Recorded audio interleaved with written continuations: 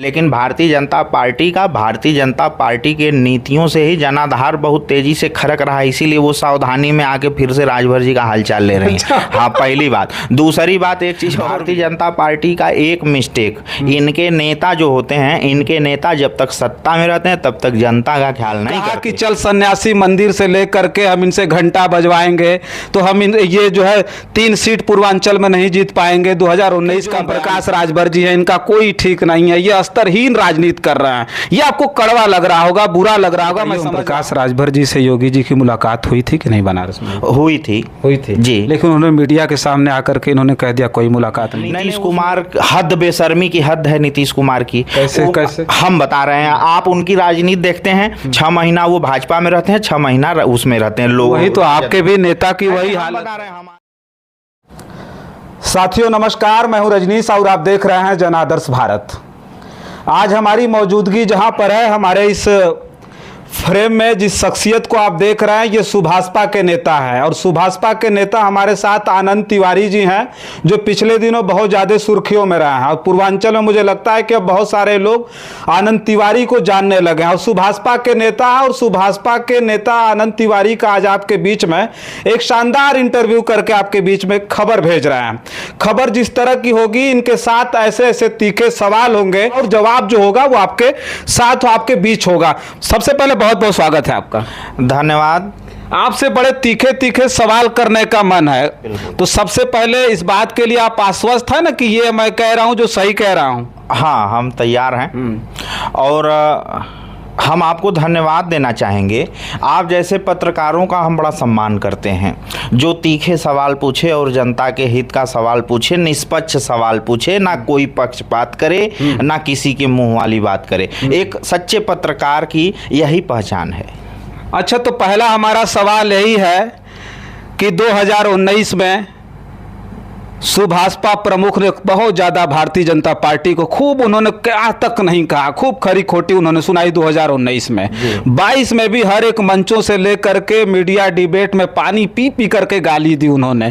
कहा कि चल सन्यासी मंदिर से लेकर के हम इनसे घंटा बजवाएंगे तो हम ये जो है 3 सीट पूर्वांचल में नहीं जीत पाएंगे। 2019 का बयान था। आज फिर कहा जा रहा है भारतीय जनता पार्टी में सुभाषपा सुप्रीमो ओम प्रकाश राजभर जी जा रहा है, तो क्या सचमुच भाजपा में जाने का मन बन गया, पूरी तरह से मूड बन गया है? भाजपा में जाने का पूरी तरह से मूड बनना ना बनना तो अभी ये बात की बात है, लेकिन फिलहाल जो तैयारियां हो रही हैं, जो बातचीत चल रही है, वो हमारी भाजपा के साथ ही चल रही है। और अगर सब कुछ सही रहा, हमारे मुद्दे, हमारी नीतियों पे अगर वो सही से काम करने के लिए हाँ कर देंगे तो हम लोग खड़े हो जाएंगे भाजपा के साथ। अच्छा, आपको क्या लगता है कि 2017 में मिल करके आपने जब सरकार बनाई, सरकार में ओम प्रकाश राजभर जी कैबिनेट मंत्री हुए, उसके बाद भी उनकी बात नहीं सुनी गई? उन्होंने कहा कि हमारी बातें नहीं सुनी जा रही, हमारे समाज के मुद्दों पर कहीं भी बात करने के लिए भारतीय जनता पार्टी खड़ी नहीं है। 2022 में उन्होंने कहा कि समाजवादी पार्टी के साथ मिल करके हम अपने जो है समाज के हित का काम करेंगे। लेकिन भारतीय जनता पार्टी से इतना ज्यादा प्रतिद्वंदिता, इतना ज्यादा कुछ खरी खोटी सुनाना, कहना, और फिर वहीं पर जा करके आपको क्या लगता है कि आपके समाज के हित की बात होगी वहां पे? नहीं, बिल्कुल होगी।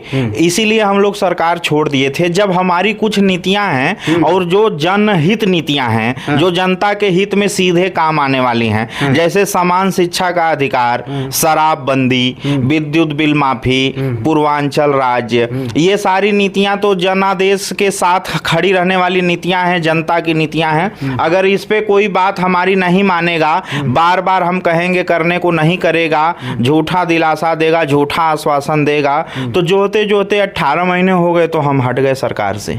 जी। अच्छा, तो झूठा दिलासा दिया गया, सब वही तो बात मैं कह रहा हूं। तो अब कैसे आपने इतना जल्दी भरोसा कर लिया कि नहीं भारतीय जनता पार्टी अब हमारी बात मानेगी? ये तो कहीं ना कहीं स्वार्थ दिख रहा है। लोग अब कहना शुरू कर दिए हैं कि जो ओम प्रकाश राजभर जी हैं, इनका कोई ठीक नहीं है, ये स्तरहीन राजनीति कर रहे हैं। ये आपको कड़वा लग रहा होगा, बुरा लग रहा होगा, मैं समझ रहा हूं, लेकिन लोग ये चर्चा कर रहे हैं कि नहीं अब ये स्तरहीन राजनीति कर रहे हैं। नहीं, कोई कुछ भी कहे, कोई स्तरहीन कहे, कोई पलटू कहे, वो ये उसके व्यक्तिगत विचार हो सकते हैं, लेकिन सच्चाई से जरा सा रूबरू होने की कोशिश किया जाए।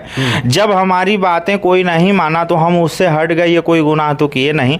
अगर दोबारा हमारी बातें मानने का दिलासा दे रहा है, क्योंकि सरकार ही कार्यपालिका होती है, विधायिका होती है, और अगर जनता का काम करना है तो सरकार के साथ होना अत्यंत आवश्यक है। विपक्ष में कब तक रह के आप अपने कामों को करा, ये बड़ी बात आपने कहा। तो हाँ, तो इसलिए जो है हम मजबूरी में सरकार से हाथ मिलाते हैं कि हम सरकार के साथ रहेंगे तो हमारी गरीब जनता, गाय गांव गरीब गंगा गायत्री की कुछ सुनवाई हो जाएगी। और कोई ऐसा लालच नहीं है, अगर हमें कैबिनेट की लालच होती, हमें मंत्रालय का लालच होता तो हम रात में 1 बजे उस कैबिनेट, उस मंत्रालय को छोड़ते नहीं। इतनी बुद्धि तो हमारे पास भी है। नहीं, क्यों छोड़ा था आपने? इसलिए छोड़ा था आपने कि आपको 2019 में लोकसभा पे बात नहीं बन पाई थी। भारतीय जनता पार्टी आपके जो है हिसाब से सीट देने के लिए तैयार नहीं थी, तो वहाँ कैबिनेट मंत्रालय उन्होंने छोड़ दिया था। ये चर्चाएं लोगों नहीं नहीं, ये सारी बातें बेवजह की बातें लोग कहते हैं, विपक्ष कहते हैं, प्रतिद्वंदी कहते हैं। लोकसभा में हमारी बातें क्या बननी है? हमारी कोई, ना तो हम दिल्ली में सरकार बनाने जा रहे हैं, ना प्रदेश में बनाने जा रहे हैं। हमारी सरकार तो बनने नहीं जा रही है। हम तो बहुत करेंगे, 2 सीट 4 सीट मांगेंगे, मिल जाएगी, लड़ लेंगे, नहीं मिलेगी तो आपको लड़वा देंगे। वो भी तो भारतीय जनता पार्टी देने के लिए तैयार नहीं थी, तभी ना 2019 में टूट गया गठबंधन। नहीं नहीं, ऐसा नहीं है, वो सब कुछ देने को तैयार थे। लोकसभा वजह नहीं है सरकार से हटने का।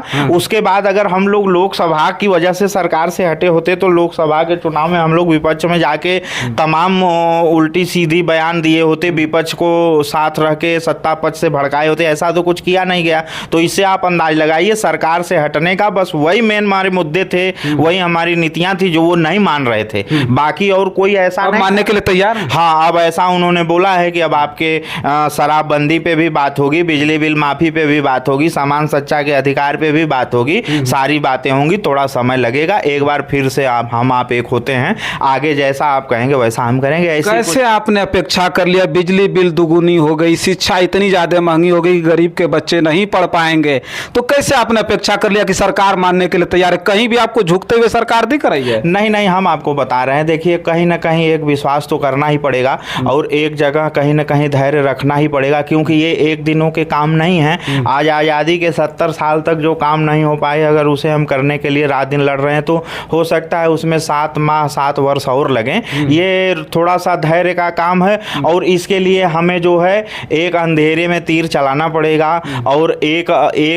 अदृश्य, एक ऐसी बातों पे विश्वास करना ही पड़ेगा, क्योंकि बिना विश्वास के बात बनना संभव नहीं है। अच्छा बताइए, ओम प्रकाश राजभर जी से योगी जी की मुलाकात हुई थी कि नहीं बनारस में? हुई थी जी, लेकिन उन्होंने मीडिया के सामने आकर के इन्होंने कह दिया कोई मुलाकात नहीं। नहीं, उस मुलाकात को किसी उद्देश्य से जोड़ के आप पूछेंगे तो कोई मना कर देगा। मुलाकात हुई थी, सर्किट हाउस में हुई थी मुलाकात, वो भी ऐसी मुलाकात हुई जो प्री प्लान नहीं थी, ये भी हम बता दे रहे हैं। अच्छा। दिन भर काम करके हम लोग सर्किट हाउस में रुके थे और वहीं योगी जी का रुकने का प्रोग्राम था, तो मुलाकात हो गई थी। अच्छा, योगी जी ने कहा कि साथ आइए, सारा सम्मान, ये सारी कोई भी बात नहीं हुई वहाँ। आधा घंटा तक बताया जा रहा है कि आधा घंटा अब तक मुलाकात हुई, बात हुई। हम बता रहे हैं ना, ये सब कोई बात नहीं हुई, वहाँ कोई और था भी नहीं। हमारे माननीय जी थे और सीएम साहब थे, वही लोग थे। हाल चाल हुई, कुछ दुनिया देश की बात हुई, कुछ राजनीति की बात हुई और ये सब कोई बात नहीं हुई। कुछ शादियों की बात हुई, बस यही नॉर्मल बातें हुई थी। बाकी गठबंधन की बातें तो जहाँ से शीर्ष नेतृत्व चल रही है वहाँ चली रही है, ये सारी बातें आपको पता ही है जी। अच्छा, अब क्या लगने लगा है आपको? एक बात हम जानना चाहेंगे आनंद तिवारी जी, जो अभी आप यहाँ काफ़ी ज़्यादा सक्रिय राजनीति में हैं, आप काफ़ी ज़्यादा देख रहे हैं कि मीडिया डिबेट पे बहुत सारा जवाब भी दे रहे हैं, इसलिए मैं पूछ रहा हूँ कि क्या लगता है जो कांग्रेस मुक्त भारत का सपना लेकर के, नारा लेकर के भारतीय जनता पार्टी आई थी, सत्ता में आई, आज कहीं ना कहीं वो नारा उनका साकार होता हुआ नजर नहीं आ रहा है। कांग्रेस धीरे धीरे सभी स्टेटों में वापसी कर रही है, जबरदस्त वापसी कर रही है। ये डर सता रहा है भारतीय जनता पार्टी को कि 24 में अब हम लगता है कि कहीं सत्ता से बेदखल ना हो जाए, इसलिए वो सबको स्वीकार करने के लिए तैयार है। क्योंकि जो ओम प्रकाश राजभर जी जिस तरह की भाषा का प्रयोग कर रहे थे, भारतीय जनता पार्टी पूरी तरह से तिलमिलाई थी, लेकिन विपक्ष एकता का इस समय बहुत दौर चल रहा है, बड़ी बड़ी बैठकें चल रही है, विपक्ष पूरी तरह से एकजुट हो रहा है। तो दूसरी तरफ भारतीय जनता पार्टी को ओम प्रकाश राजभर जैसे तमाम पार्टियों की आवश्यकता है, इसलिए आपको मजबूरी में लिया जा रहा है।